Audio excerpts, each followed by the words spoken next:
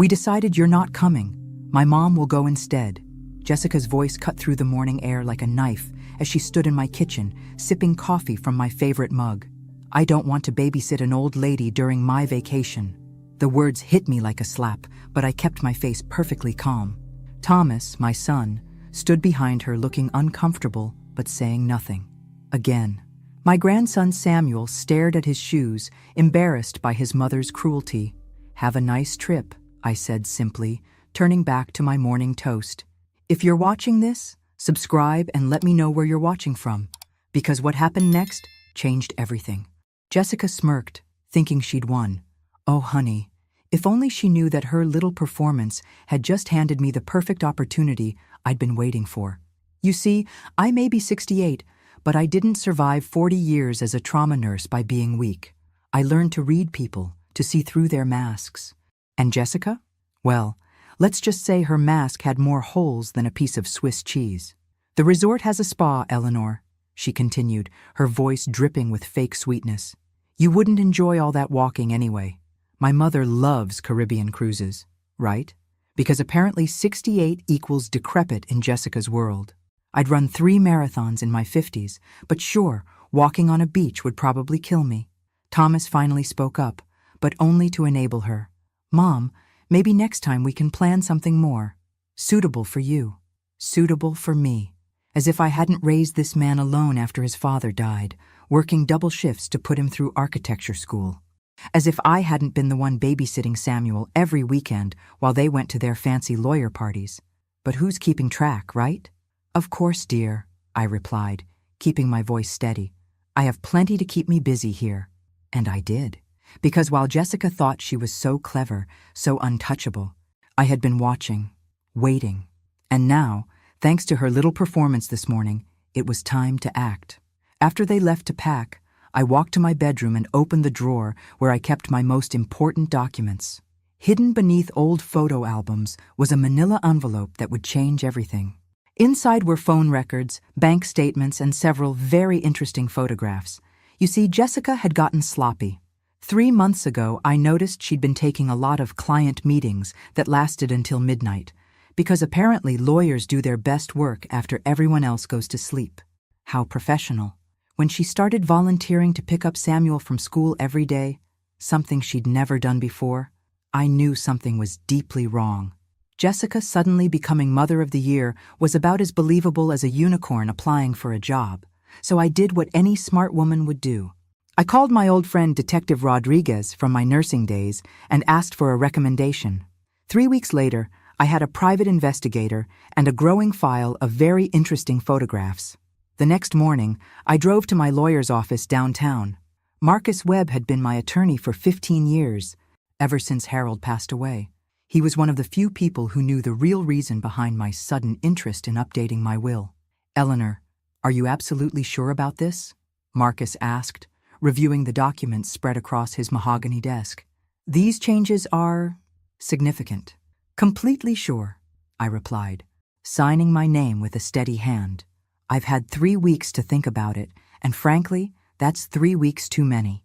The first document transferred the deed of my house, worth nearly $400,000, into a trust for Samuel. Jessica had been counting on inheriting it when I died.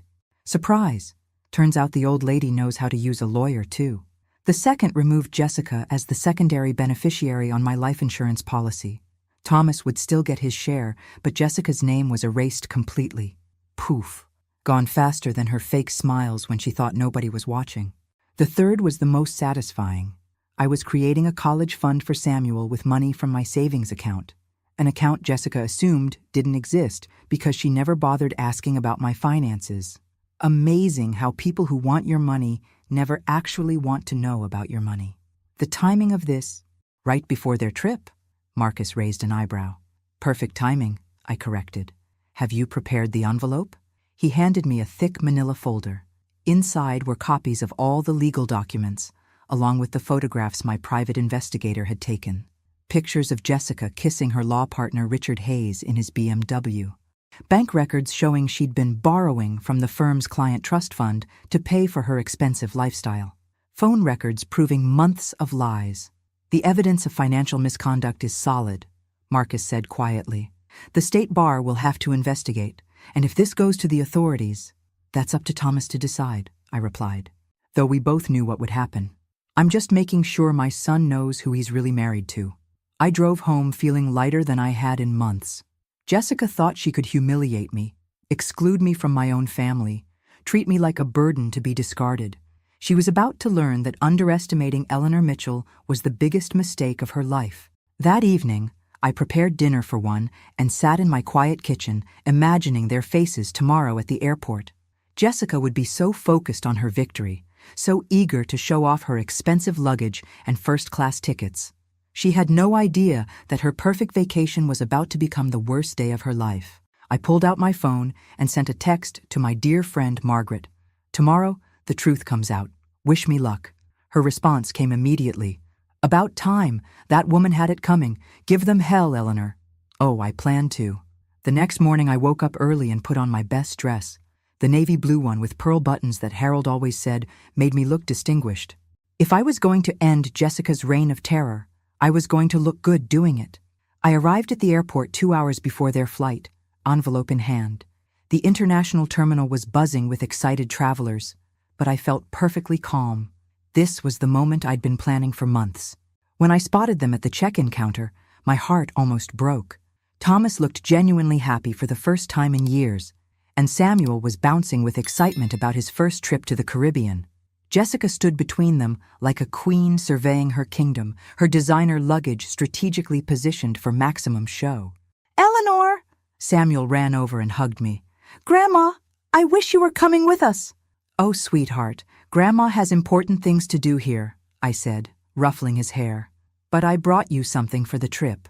I handed him a small wrapped package, a travel journal I'd picked out just for him. "Promise me you'll write about all your adventures." "I will. Thanks, Grandma." Jessica approached with her fake smile firmly in place. "How sweet of you to see us off, Eleanor. Though you really didn't need to come all this way."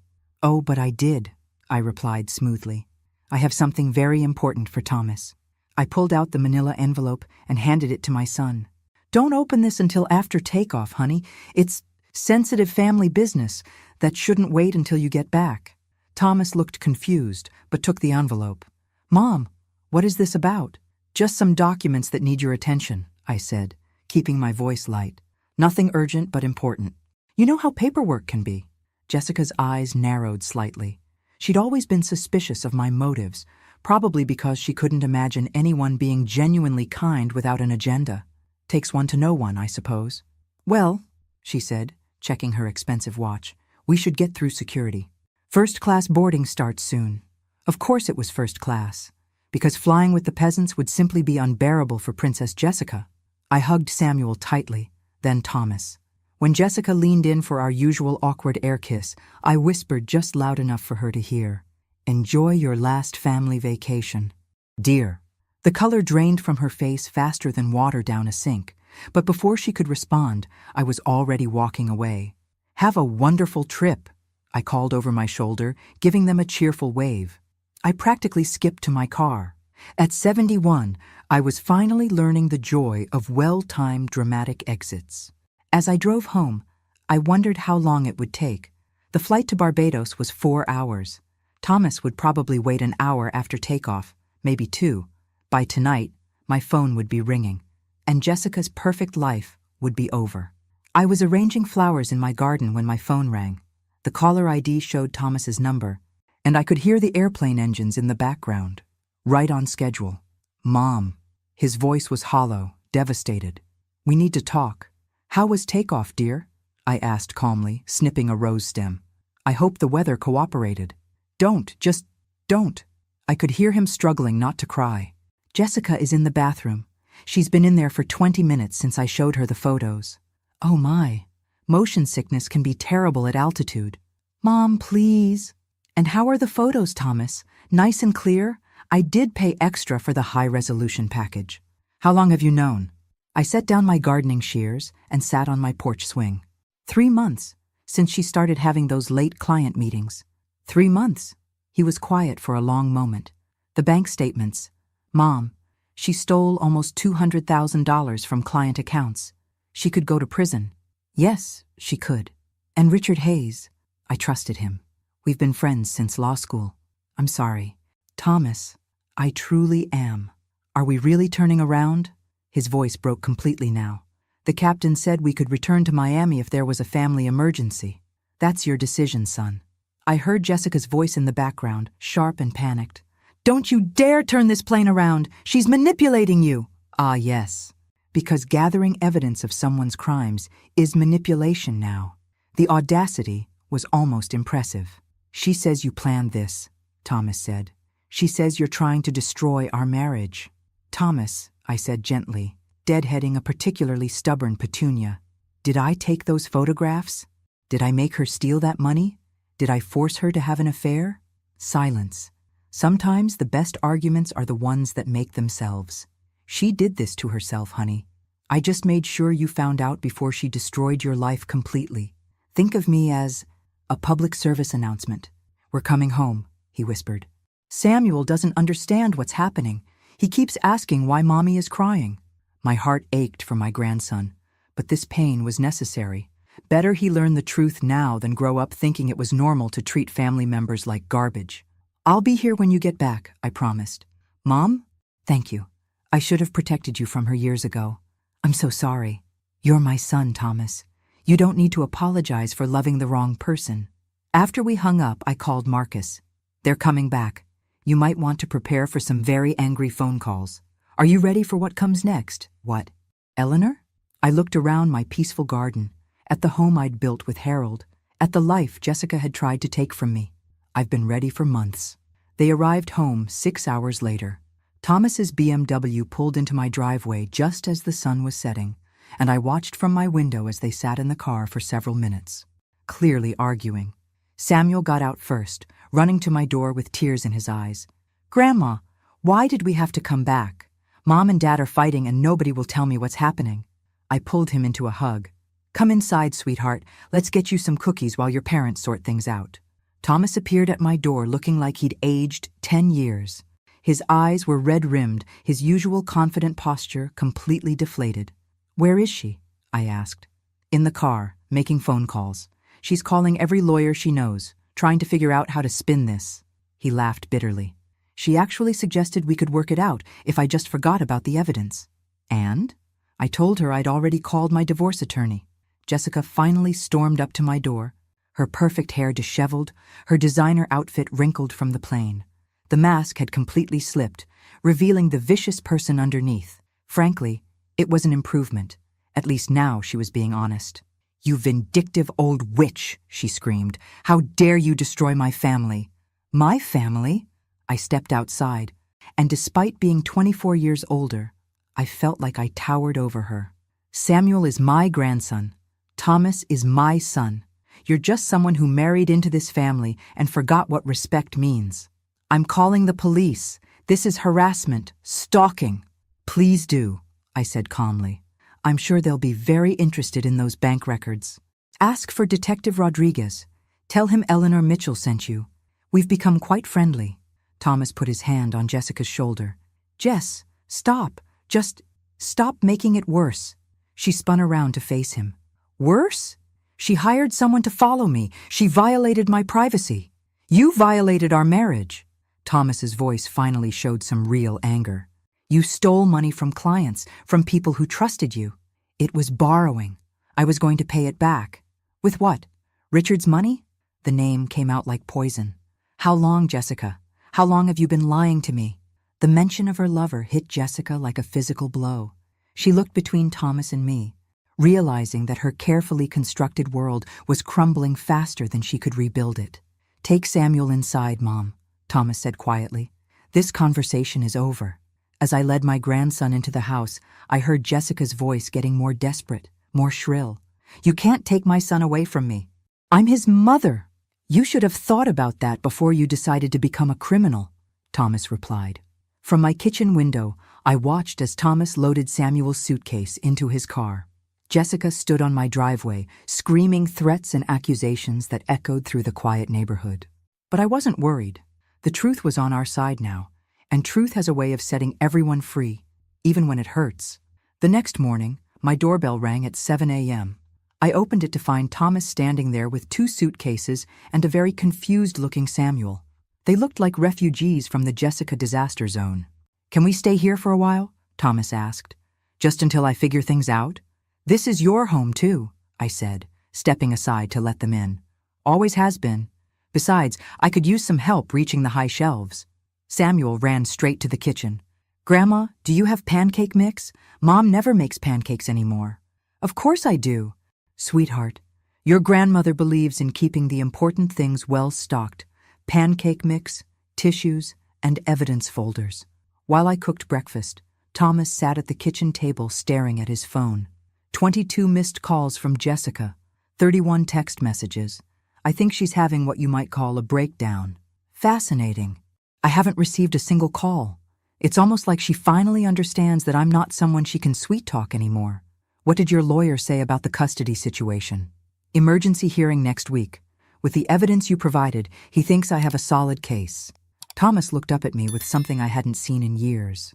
Respect mixed with guilt. "Mom, I need to ask you something. Anything. How long do you think this will take? The legal stuff, I mean." I flipped a pancake while I considered. "Honey, these things take time, months, maybe longer. Jessica's going to fight this every step of the way." "I know, I keep thinking about how I let her treat you. How I stood there and said nothing when she was cruel to you. You were trying to keep peace in your family. That's what good men do. Good men protect their mothers, too." Samuel looked up from his orange juice. "Dad, are you and Mom getting divorced?" Thomas's face crumpled. "I don't know yet. Buddy, but whatever happens, you'll always have me and Grandma." "Will I still see Mom?" "Of course you will. She's still your mother, Samuel. She just made some bad choices." My phone buzzed with a text message. It was from Margaret. "Turn on Channel 7 News, now!" I grabbed the remote and switched on the morning news. The anchor was mid-sentence. Prominent family law attorney Jessica Mitchell was arrested last night on charges of embezzlement and fraud. The State Bar Association has opened an investigation. Thomas dropped his fork. On the screen was Jessica's mugshot, hair messy, makeup smeared, looking nothing like the polished woman who'd humiliated me just days ago. I'd seen classier photos on America's Most Wanted. "She was arrested?" Samuel asked, not understanding. "She broke some very serious rules at work," Thomas explained gently. "Now she has to face the consequences." I turned off the TV and served Samuel his pancakes. "Eat up, sweetheart. Today's a new day." And what a beautiful day it was. I hummed while I cooked, feeling lighter than I had in years. Justice served with a side of maple syrup, my favorite kind of breakfast. But as I watched my family try to process their new reality, I felt a mixture of satisfaction and sadness. Justice was being served, but at what cost? Samuel would grow up knowing his mother was a criminal. Thomas would carry the scars of betrayal for years. Still, when I remembered Jessica's cruel words, "I don't want to babysit an old lady," I knew I'd made the right choice. Some people need to learn that actions have consequences, even if they learn it the hard way. 2 weeks later, I was watering my garden when a black sedan pulled up to my house. 2 people in suits got out. Detective Rodriguez, who I recognized from my nursing days, and a woman I didn't know. "Eleanor, good to see you again," Rodriguez said with a smile. "This is Detective Chen from Financial Crimes. We'd like to ask you some questions about Jessica's case." I invited them in and served coffee, noting how Detective Chen studied my living room like she was trying to understand what kind of person would hire a private investigator to catch their daughter-in-law. "Mrs. Mitchell, when did you first suspect Jessica of financial impropriety?" Chen asked, pulling out a notebook. "When she started buying things that didn't match their household budget. Designer handbags, expensive jewelry, spa treatments every week. Even with Thomas's architect salary, the math didn't add up." "So you hired an investigator?" "I hired someone to find out if my family was in danger. As a mother, I felt I had a right to know if my son's wife was putting them at financial risk." Detective Chen leaned forward. "Some might say your methods were unorthodox." I set down my coffee cup and looked her directly in the eye. "Detective, Jessica was stealing from vulnerable clients while planning to take my grandson and disappear. Tell me, what part of protecting my family was unorthodox?" The detectives exchanged glances. Rodriguez cleared his throat. "Mrs. Mitchell, we need to ask, Did you know about Jessica's travel plans? This was new information. What travel plans? We found evidence that she was planning to leave the country with Samuel. One-way tickets to a non-extradition country, purchased the week before your family's Caribbean trip. My blood ran cold. Samuel, my innocent grandson, had been days away from being kidnapped by his own mother. How long would she have gotten away with it? I asked. Hard to say. She was very careful about covering her tracks. If you hadn't intervened when you did, Detective Chen shrugged meaningfully. That evening, when Thomas got home from work, I told him about the detective's visit. She was going to kidnap Samuel? He sank into Harold's old recliner, looking like someone had punched him in the stomach. Take him and just disappear? It appears that way. My God, Mom, if you hadn't figured out what she was doing. He buried his face in his hands. I almost lost my son forever because I was too blind to see what my wife really was. Thomas, you're a good man who wanted to believe the best about someone you loved. That's not blindness, that's hope. Hope nearly cost me everything. Samuel wandered into the living room with his homework, oblivious to the conversation about how close he'd come to losing his entire life. Dad, can you help me with this math problem? Of course, buddy. Thomas wiped his eyes and patted his lap. What are you working on? As I watched my son help his child with algebra, I felt that familiar mix of relief and sadness. We were safe, but at what cost? Samuel would grow up knowing his mother had planned to kidnap him. Thomas would carry the guilt of nearly losing his son to his own poor judgment. But we were together. That had to count for something. 3 months later, I was getting ready for Jessica's sentencing hearing when Samuel knocked on my bedroom door. Grandma? Are you going to court today? Yes, sweetheart. Your dad and I need to be there. Will Mom be there? I sat on my bed and patted the space next to me. Samuel climbed up, looking smaller than his 12 years despite having grown 2 inches since this whole ordeal began. Yes, she'll be there. The judge is going to decide what happens next. Dad says she might go to jail for a long time. She might. She did some very serious wrong things, Samuel. When adults make choices that hurt other people, sometimes they have to face serious consequences. He was quiet for a moment, swinging his legs over the edge of my bed. Grandma, are you glad Mom is in trouble? The question hit me harder than I'd expected. Was I glad? When I saw Jessica in handcuffs on the news, when I heard she'd been disbarred, when Thomas told me she'd been evicted from her apartment, did I feel satisfaction or sadness? I'm glad the truth came out, I said carefully. I'm glad your dad knows who he was really married to. I'm glad you're safe. But Samuel, I take no pleasure in seeing anyone's life fall apart, even someone who was cruel to me. Do you think she'll ever be nice again? I don't know, sweetheart. But I hope she learns from her mistakes. The courthouse was packed with reporters and curiosity seekers. Jessica sat at the defendant's table in an orange jumpsuit, looking nothing like the confident lawyer who'd once ruled our family with manipulation and threats. When the judge asked if anyone wanted to make a victim impact statement, Thomas stood up. Your Honor, Jessica Mitchell didn't just steal money from clients. She stole 3 years of my life, made me an unwitting accomplice in her emotional abuse of my mother, and nearly cost me my relationship with my son. She was planning to kidnap my child and flee the country. The financial crimes are serious, but the emotional damage to my family may never fully heal. Jessica's court-appointed lawyer requested leniency, claiming she was a first-time offender who'd made mistakes due to stress and mental health issues. The judge listened patiently, then spoke directly to Jessica. Mrs. Mitchell, you violated the trust of your clients, your family, and your profession. The evidence shows you planned to flee the country with a minor child, which suggests this was not a momentary lapse in judgment, but a calculated scheme.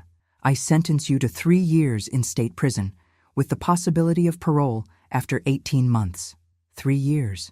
It felt like justice, though I found myself feeling unexpectedly sad watching Jessica led away in handcuffs. She'd brought this on herself, but seeing anyone's life completely destroyed is never easy to witness.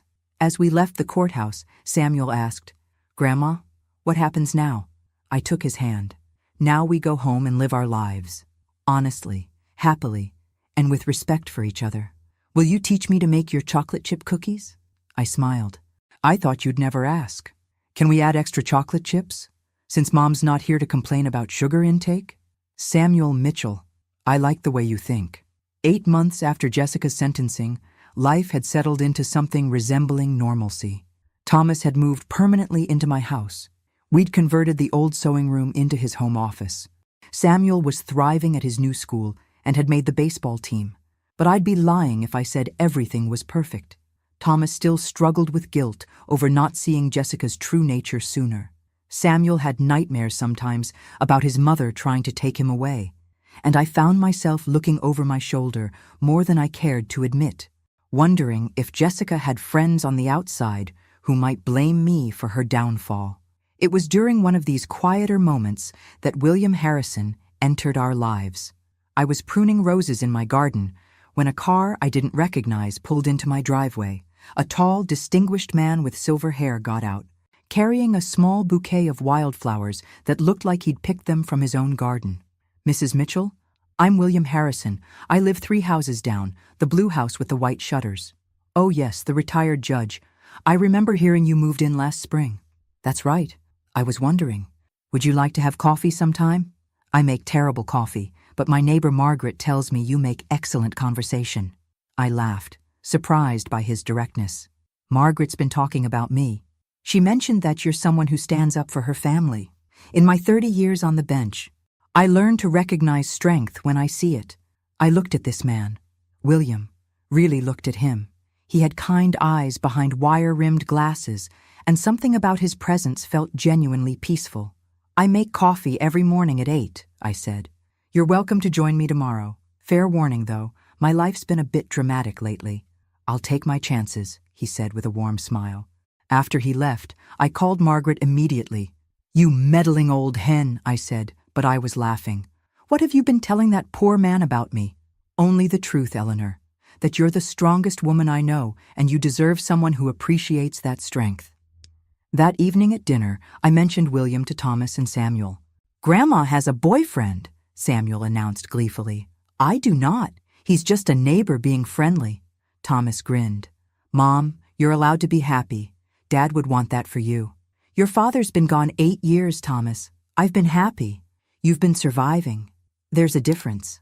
Over the next few weeks, William became a regular presence at my breakfast table. He was intelligent, funny, and refreshingly honest. He'd lost his wife to cancer 5 years earlier and understood grief without trying to fix it. More importantly, he treated me like an equal. When I told him about Jessica and the airport incident, he listened without judgment.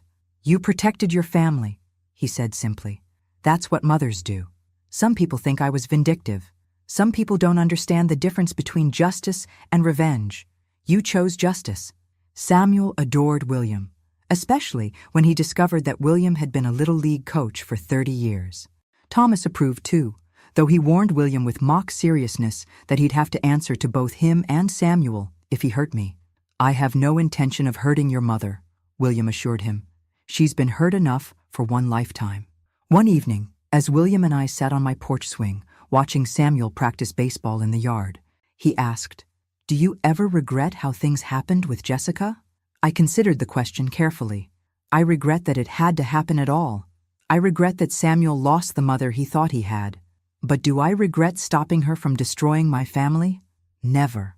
"Good," he said, taking my hand. "A woman who doesn't protect what she loves isn't worth loving." For the first time since Harold died, I felt like I wasn't just surviving. I was living again. 2 years after Jessica's sentencing, I was frosting Samuel's 14th birthday cake when the doorbell rang. Through the peephole, I saw a woman I barely recognized. Jessica stood on my porch, thinner than I remembered, wearing a simple blue dress and carrying a small bag. Her hair was shorter, grayer, and her face looked older than her 44 years. Prison had aged her in ways that time alone couldn't explain. "Hello, Eleanor," she said when I opened the door. "May I come in?"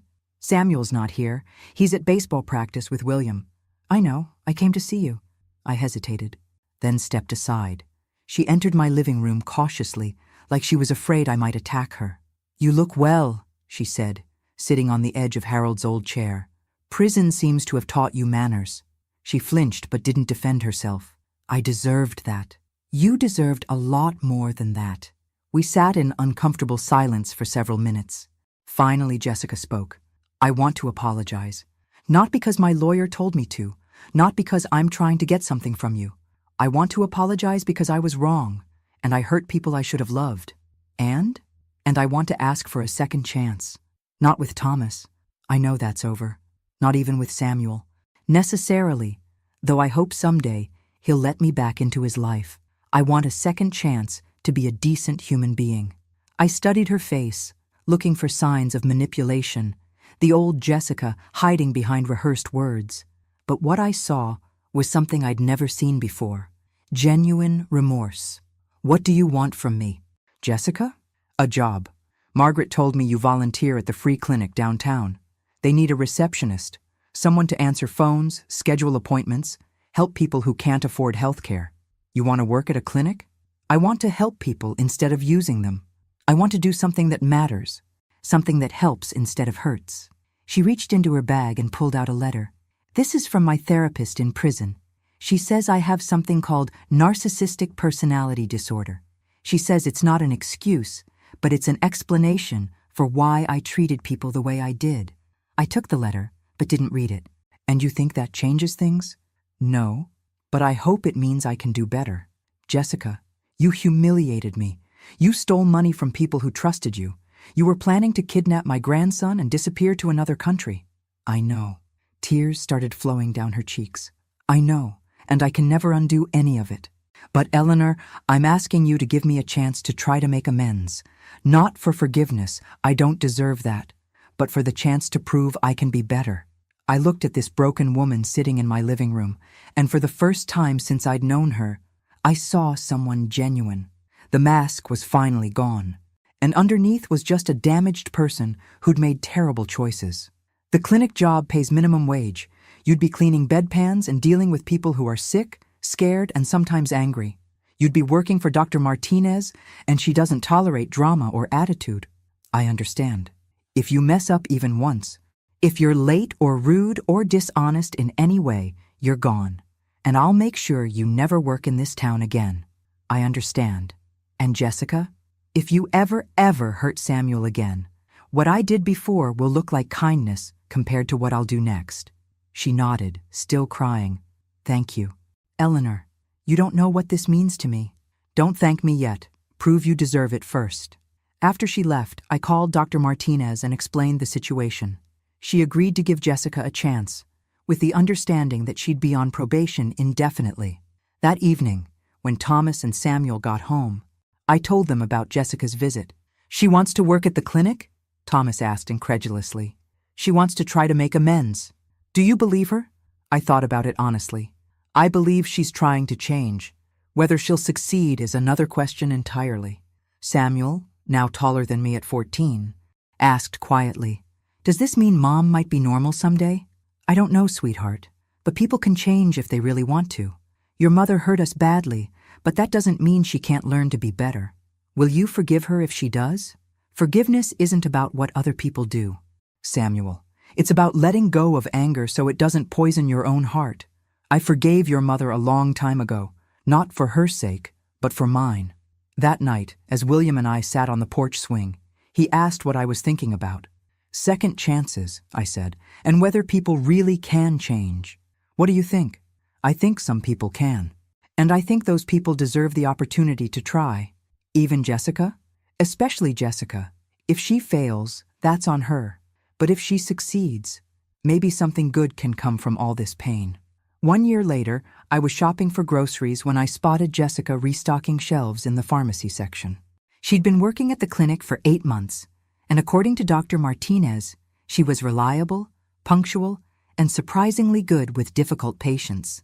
Hello, Eleanor, she said quietly when she saw me. Jessica, how are things going? Good. Hard, but good. Dr. Martinez says I can start training to become a medical assistant if I keep up my current performance. She looked different, healthier somehow. The desperation and anger that had always shadowed her face were gone, replaced by something that looked like peace. Samuel's doing well, I offered. He made honor roll again. Thomas sends me pictures sometimes, and report cards. I know I don't have the right to ask, but do you think he'd ever want to see me? He asks about you. Not often, but sometimes. Hope flickered in her eyes. Really? He's curious about whether people can really change. I think you're his test case. No pressure there, she said with a small, self-deprecating smile. Jessica, can I ask you something? Of course. That day at the airport, when you told me I wasn't coming on the trip, did you know how much that would hurt me? She was quiet for a long moment, staring at the bottles of vitamins she'd been organizing. Yes, she whispered. I knew exactly how much it would hurt you, and I wanted it to hurt.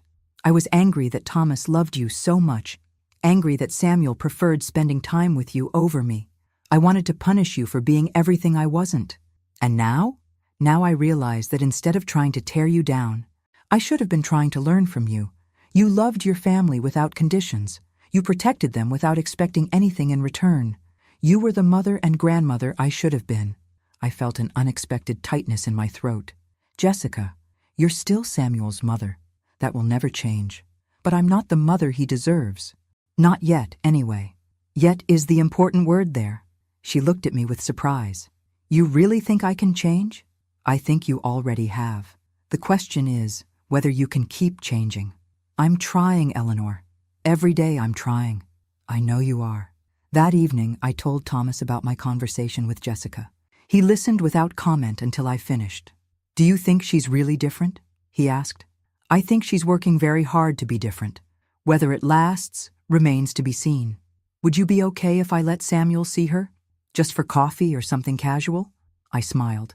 Thomas, you don't need my permission to make decisions about your son. You're a good father. Trust your instincts. My instincts were terrible when it came to Jessica before. Your instincts were clouded by love. Now you see her clearly. That's a gift, even if it's a painful one. 2 weeks later, Samuel came home from school with an announcement that surprised all of us. Dad, I want to see Mom. Thomas nearly choked on his coffee. What? I've been thinking about it for a while. Grandma says people can change if they really want to. I want to see if Mom really wants to. I watched Thomas struggle with this request. Part of him wanted to protect Samuel from any possibility of being hurt again. But another part of him, the part that was still that little boy who'd once believed his wife could do no wrong, wanted to believe in redemption too. Samuel, Thomas said carefully, are you sure about this? You don't owe her anything. I know, but I owe it to myself to find out who she is now. Smart kid. At 14, he was already wiser than most adults I knew. What would make you feel safe? I asked, remembering the conversation we'd had 2 years ago. Could we meet somewhere public? And could you and Dad both be there? Of course, Thomas said immediately. Whatever you need. That Saturday, we met Jessica at a small cafe downtown. She looked nervous, but genuinely happy to see Samuel, though she was careful not to overwhelm him with emotion. Hi, Mom, Samuel said simply. Hi, sweetheart. Jessica's voice was soft, careful. You've gotten so tall. Yeah, Grandma says I'm going to be taller than Dad soon. They talked for about an hour, carefully, like people getting to know each other for the first time. Jessica asked about school, about baseball, about his friends. She didn't make promises she couldn't keep or try to excuse her past behavior. When it was time to leave, Samuel hugged her briefly. Can we do this again sometime? I'd like that very much, Jessica said, tears in her eyes. As we walked back to our car, Samuel was quiet. How do you feel? Thomas asked. Sad, Samuel said honestly, but also hopeful. She seems different, like she's actually listening now instead of just waiting for her turn to talk. That's very perceptive, I said. Grandma, do you think she'll keep changing? I thought about the woman I'd just watched carefully navigate a conversation with her son, putting his comfort above her own need for forgiveness. I think she's trying very hard too. Whether she succeeds is up to her. Thought that was very honest of her. Are you going to see her again? I asked Samuel. Maybe, in a few weeks. She's going to send me letters first so I can get used to talking to her again without pressure. That evening, as our little family sat down to dinner, Thomas, Samuel, William, and me, I looked around the table and felt overwhelmed with gratitude. We'd survived Jessica's attempt to destroy us. More than survived. We'd emerged stronger, more honest, and more appreciative of what we had. Grandma, Samuel said suddenly, I want to thank you. For what, sweetheart? For protecting our family. I know what Mom did was wrong, and I know stopping her was hard for you. But if you hadn't, Dad says we might have lost each other forever. I reached across the table and squeezed his hand. Samuel, family isn't about blood. It's about love, respect, and choosing to show up for each other every day. Your mother forgot that for a while, but she's trying to remember. And you, your father, and I, we never forgot. What about me? William asked with mock indignation. Don't I count as family yet? Your family, I said, surprising myself with how easily the words came. You've been family since the day you brought me wildflowers and terrible coffee. After dinner, William and I sat on the porch swing while Thomas helped Samuel with homework. The evening air was warm, filled with the scent of jasmine from my garden. Any regrets about how everything turned out? William asked. I thought about Jessica, working late at the clinic, slowly rebuilding her life one small kindness at a time.